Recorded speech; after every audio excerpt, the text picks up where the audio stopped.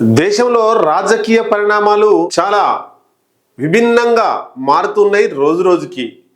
బీజేపీతో జతకట్టిన ప్రాంతీయ పార్టీలు రోజు రోజు కనుమరుగై బీజేపీ దేశవ్యాప్తంగా బలపడుతుంది. బీజేపీతో జతకట్టని పార్టీలు, ప్రాంతీయ పార్టీలు కూడా కనుమరుగైతున్నాయి. దేశంలో రాబోయే రోజులలో జాతీయ పార్టీలే ఉండే అవకాశాలున్నాయి. ఒకవైపు బీజేపీ తన దోస్తాన్ చేసి తనతో ఉన్నటువంటి పార్టీలను కనుమరుగు చేసి ఆయా రాష్ట్రాలలో బీజేపీ అధికారంలోకి వచ్చింది. ఇట్లా రాబోయే రోజులలో దేశంలో జాతీయ పార్టీల హవానే కొనసాగుతుందా, ప్రాంతీయ పార్టీలు నామరూపం లేకుండా పోతాయా? ఒకసారి చూద్దాం. మొత్తం మీద బీజేపీ రోజు రోజుకి దేశవ్యాప్తంగా పుంజుకుంటుంది. అట్లాగే కాంగ్రెస్ పార్టీ కూడా పుంజుకుంటుంది. మరి ఈ రెండు పుంజుకుంటున్నప్పుడు ఏ పార్టీలు కనుమరుగవుతున్నాయని చూస్తే ప్రాంతీయ పార్టీలు కనుమరుగవుతున్నాయి. చూద్దాం మనం ఒకసారి. జమ్మూ కాశ్మీర్ రాష్ట్రానికి సంబంధించి పీడీపీ, బీజేపీ ఇద్దరు కూడా అక్కడ కలిసి పనిచేసిర్రు. పీడీపీ పోయింది, పీడీపీ కనుమరుగైపోయింది. బీజేపీ అక్కడ కొంత పుంజుకునే పరిస్థితి కనిపిస్తుంది. అట్లాగే వెస్ట్ బెంగాల్ చూద్దాం. వెస్ట్ బెంగాల్లో గతంలో కాంగ్రెస్ పార్టీ పరిపాలించింది, ఆ తర్వాత కమ్యూనిస్టులు పరిపాలించారు, ఆ తర్వాత కాంగ్రెస్ పార్టీ జాతీయ పార్టీ, కమ్యూనిస్ట్ పార్టీ సిపిఎం జాతీయ పార్టీ, ఆ తర్వాత వచ్చినటువంటి తృణమూల్ కాంగ్రెస్ పార్టీ ప్రాంతీయ పార్టీ. ఆ ప్రాంతీయ పార్టీ ఇప్పుడు కనుమరుగు కాబోతుంది. అక్కడ బీజేపీ రాష్ట్రంలో అధికారంలోకి వచ్చింది. అట్లాగే మహారాష్ట్రలో ఉండేటువంటి శివసేన పార్టీ, అది ప్రాంతీయ పార్టీ. బీజేపీ కంటే ఘోరంగా హిందుత్వ పార్టీ, బీజేపీని మించిన హిందుత్వ పార్టీ. అక్కడ బీజేపీతో దోస్తాన్ చేసింది శివసేన పార్టీ, చేసి అధికారంలోకి వచ్చిర్రు. ఆ తర్వాత బీజేపీ మైండ్ గేమ్ స్టార్ట్ చేసి శివసేన పార్టీని రెండుగా విభజించింది. షిండే వర్గం అని, అట్లాగే ఉద్ధవ్ ఠాక్రే వర్గం అని.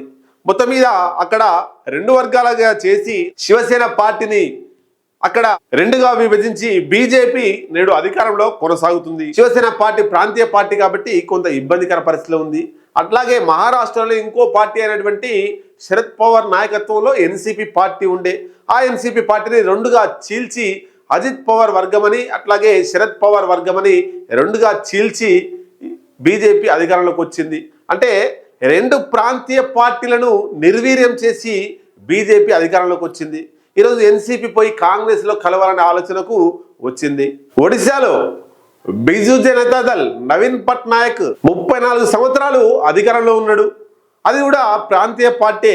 ఇక్కడ ప్రాంతీయ పార్టీ ఒడిశాలో కనుమరుగై అక్కడ ఇప్పుడు బీజేపీ అధికారంలోకి వచ్చింది. అట్లాగే బీహార్ను తీసుకుంటే బీహార్లో అక్కడ ఇద్దరే ఉంటారు, Nitish Kumar, Lalu Prasad Yadav. Nitish Kumar party JDU, Lalu Prasad party RJD. ఈ ఇద్దరే ఉండేది. కానీ అనూహ్యంగా బీహార్లో ఇప్పుడు బీజేపీ అధికారంలోకి వచ్చింది. ఎందుకు?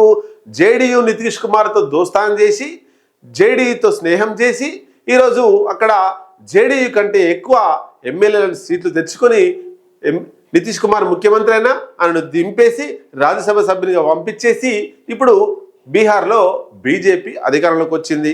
అంటే ఇక్కడ నితీష్ కుమార్ అవుటే ప్రాంతీయ పార్టీ, అట్లాగే లాలూ ప్రసాద్ యాదవ్ కూడా అవుట్ అయ్యే పరిస్థితికే వచ్చింది. బీజేపీ పార్టీ పొందుకుంది. కర్ణాటకలో ఉండేటువంటి జేడీఎస్ అక్కడ దేవేగౌడ ఆధ్వర్యంలో కొనసాగేది. ఆయన ప్రధానమంత్రిగా పనిచేసిండు. అట్లాగే ఆయన కొడుకు కుమారస్వామి ముఖ్యమంత్రిగా పనిచేసిండు.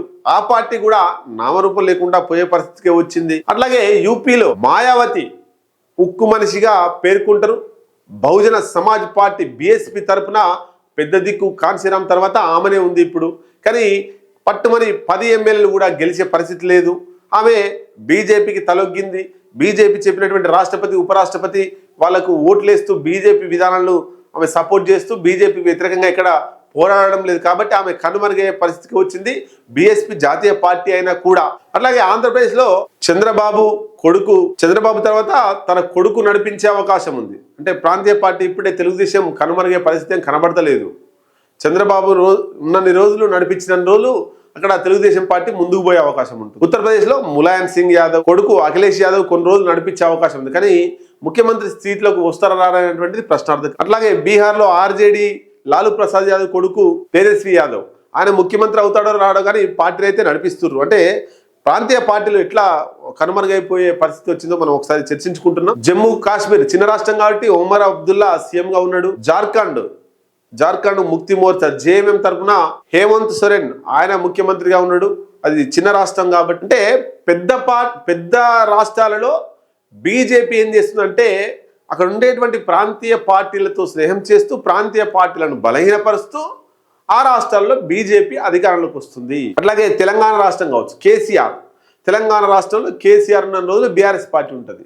ఆయన పోయిన తర్వాత బీఆర్ఎస్ పార్టీ ప్రాంతీయ పార్టీ కాబట్టి కనుమరుగే అవకాశం ఉంటుంది. అంటే ఇక్కడ మనం ప్రాంతీయ పార్టీలు ఆయా ప్రాంతాల యొక్క ఆకాంక్షల మేరకు పుట్టినటువంటి పార్టీలు, అవి ఎన్ని రోజులు కొనసాగుతాయి అనేటువంటిది చూడాల్సినటువంటి అవసరం ఉంది.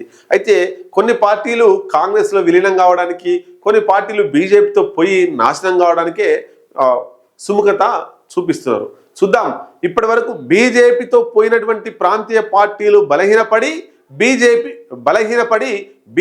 బలపడుతూ బీజేపీ అధికారంలోకి వస్తుంది. కాంగ్రెస్తో పోయినటువంటి ప్రాంతీయ పార్టీలు అవి డెవలప్ అయ్యి కాంగ్రెస్ పార్టీ బలహీనపడుతూ వస్తుంది. చూద్దాం మరి రాబోయే కాలంలో కాంగ్రెస్, బీజేపీ, కమ్యూనిస్ట్ పార్టీలే ఉంటాయా? ప్రాంతీయ పార్టీల హవా తగ్గి కనుమరుగయ్యే అవకాశం ఉందా? రాబోయే కాలంలో చూడాల్సిందే.